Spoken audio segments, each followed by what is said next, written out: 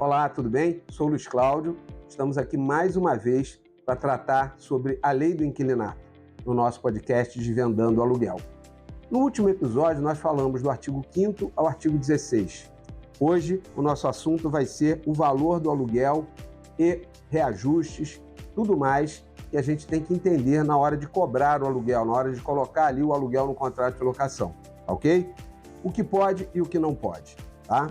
Então vamos começar pelo artigo 17 da Lei do Inquilinato, Lei 8245 de 1991. Artigo 17 diz o seguinte: é livre a convenção do aluguel, vedada a sua estipulação em moeda estrangeira e a sua vinculação à variação cambial ou ao salário mínimo. Parágrafo único. Nas locações residenciais serão observados critérios de reajuste previstos na legislação específica. Isso aqui é muito importante. Vamos lá para o caput. Você pode estipular o valor do aluguel que você quiser, não tem limite. Se você achar que vale e o inquilino quiser pagar, sem problema. O que você não pode fazer é estipular esse valor em moeda estrangeira. Dólar, euro, libra esterlina, o que for. Não pode. O valor do aluguel no Brasil, ele tem que ser estipulado em real, ok? E aí diz o seguinte: a vinculação à variação cambial ou salário mínimo também é vedada. Você não pode, mesmo estipulando em real, estipular que, de acordo com a variação do dólar ou do euro, esse aluguel vai ser cobrado de forma diferente. Também não pode vincular o salário mínimo, o reajuste do salário mínimo. Então, o aluguel tem que ser cobrado em real e o reajuste tem que ser aquele estipulado pelos índices oficiais do contrato e reajustado anualmente.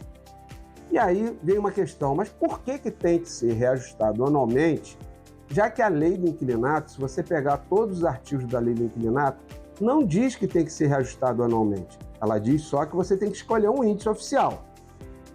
Gente, isso está lá no Plano Real, 1995. Lei 9.069/95, artigo 28, que diz que disse, né, na época do Plano Real. Então, gente, já vai aí 95, 30 anos, né? Não é isso? 30 anos. Dizendo que o seguinte: a partir dali, o reajuste do aluguel teria que ser anual. Não poderia ser bimestral, trimestral. Por quê? Nós estávamos aí no meio de um turbilhão inflacionário e o Plano Real veio para organizar a economia. E acabou organizando, nós sabemos disso.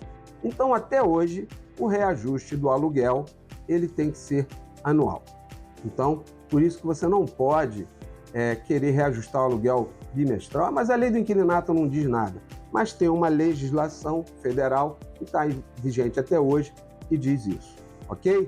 Então, não pode cobrar em moeda estrangeira, não pode vincular a variação da moeda estrangeira ou do salário mínimo, e tem que ser cobrado, o reajuste tem que ser feito anualmente, tá? Um outro detalhe também: o reajuste tem que ser estipulado no contrato, no início do contrato. Você não pode chegar lá daqui a um ano e olhar o índice maior. Esse ano o maior foi o IGPM, eu vou cobrar o IGPM. Foi o IPCA, eu vou cobrar o IPCA. Não pode. Por quê? O contrato de locação, ele tem uma característica de contrato sinalagmático. O que é um contrato sinalagmático? Esse nome complicado de dizer.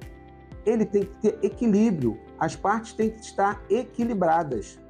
Não pode o locador ter mais vantagem do que o locatário. Então, você tem que estipular um índice. Se aquele índice daqui a um ano for o menor, vai ser o que vai valer, ok? Então, esse tipo de cláusula, ela é nula e abusiva. Tem gente que coloca, tem gente que não coloca. Quem não coloca está agindo de acordo com a lei, ok? Então, artigo 17 é isso. Artigo 18, acordo entre as partes. Fala o artigo 18.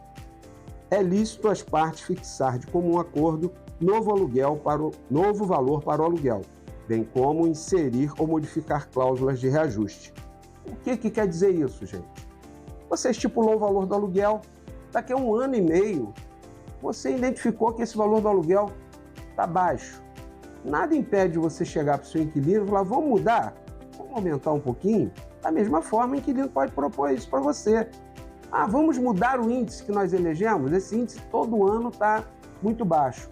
Nada impede, desde que seja por acordo. As partes têm que concordar. Não pode o locador, no meio do contrato, querer mudar nem valor do aluguel, nem índice.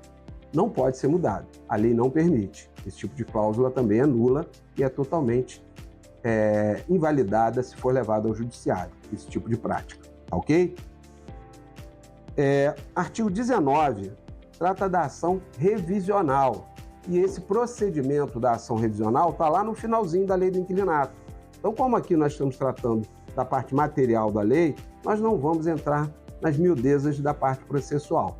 Mas o que é essa ação revisional? Você fez um contrato de 10 anos, né? Tem ali reajuste anual pelo IGPM.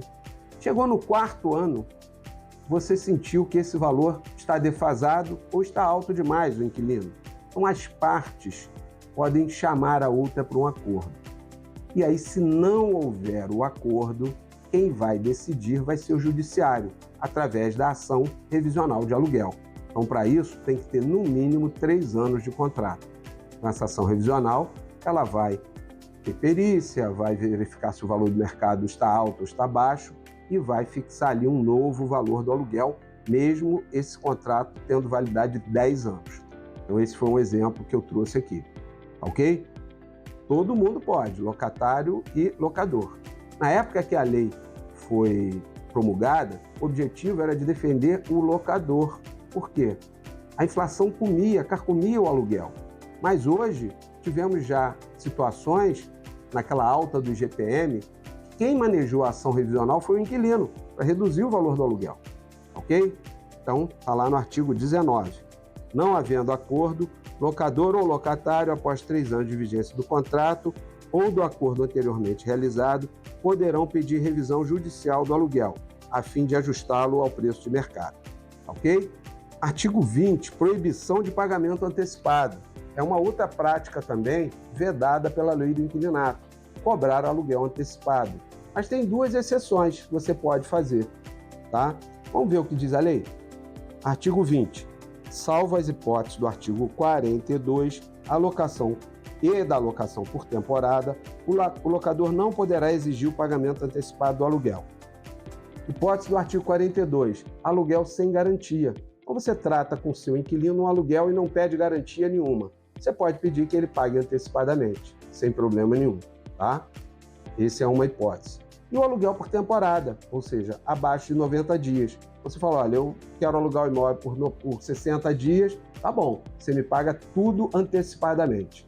Então, fora isso, o aluguel não pode ser cobrado antecipadamente, ok? Então, vamos para o último artigo de hoje. Hoje foi rapidinho, né? É o artigo 21, limites da sublocação. Prática pouco usual, né? Porque a gente sabe que todo mundo proíbe a sublocação. Mas tem praças que a sublocação ela é uma realidade. E o que diz o artigo 21? O aluguel da sublocação não poderá exceder o da locação. Então, se você tem um aluguel, você contratou um aluguel de 20 mil, você não pode sublocá-lo por 21 mil. Então, essa é a primeira regra. Nas habitações coletivas, multifamiliares, então, aqueles casos que antigamente aqui no Rio de Janeiro tinha muito, né? Que eram chamados cortiços. Tinha um proprietário que alugava para uma pessoa, que botava lá, alugava os quartos, tá? A soma dos aluguéis não poderá ser superior ao dobro da locação. Então, nesses casos, o sublocador poderia até ter um ganho em cima da locação, mas não poderia ser de mais do que o dobro, tá ok? Então, é um artigo que, como eu falei, não é muito usual. Então, assim, nós chegamos aqui ao fim desses 4 artigos, 17 ao 21, que trata do valor do aluguel. E aí vou chamar a atenção aqui para quem trabalha com aluguel e para o próprio locador, que a lei do inquilinato, ela prevê como contravenção penal o descumprimento desses 2 artigos aqui que eu coloquei para você, ou seja, cobrar antecipadamente o aluguel e também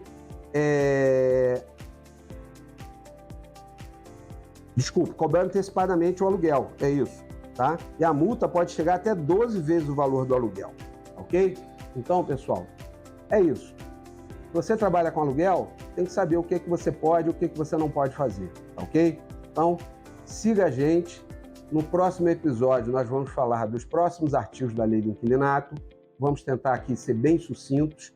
E esse materialzinho está lá, está gravado lá nas nossas redes sociais. Dá o joinha, por favor, ajuda a gente. Inscreva-se no canal e fique aí na expectativa. Tendo alguma dúvida, alguma coisa mais complexa, entre em contato com a gente também pelas nossas redes sociais, que se a gente puder, a gente esclareça, ok? Um forte abraço, fiquem com Deus e Celso Espinha, número 1 aqui da cidade de Niterói.